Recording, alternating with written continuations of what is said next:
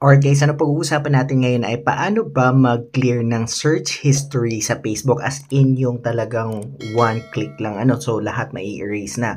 Kasi sa Facebook natin sa New Meta mayroon pong multiple accounts so pwede kayong maggagawa ng mga 5 accounts, 6 accounts. So gusto nyo i-clear yung history ng isahan. I have my one cellphone here po.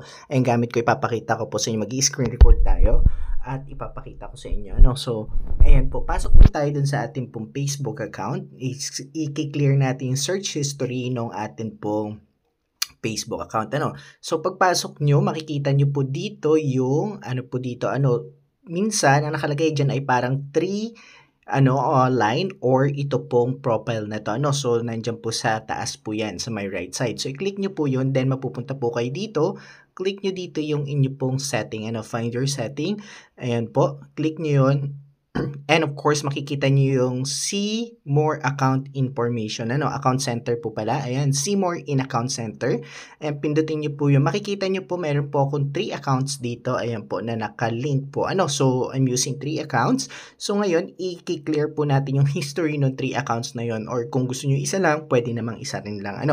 So, dito, pupunta po kayo sa, ayan po, your information and permission. Click nyo po yun. Then, makikita nyo po dito yung, ayan, search history. Nandito po sa baba. Ayan po yung search history. I-click nyo po yan.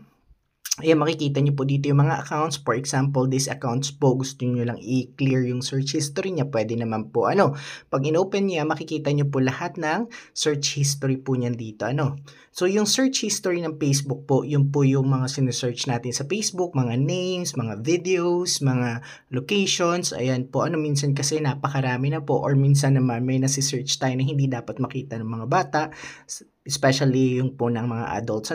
So, makikita nyo sa baba dito yung clear search history. Anong kailangan nyo lang po, i-click po yan. Then, ayan po, pwede nyong i-clear yung last hour lang. Kung mayroon kayong gustong i-clear na nun lang, yesterday or all time. Pwede rin kayo mag-manual. For example naman, ito pong unang account ko, pwedeng X nyo lang po yan, X nyo lang. Ayan po, makikita nyo po nawawala po yung mga sumunod na, i-clear nyo lang po. For example, this one, makikita nyo po nawala yung isa.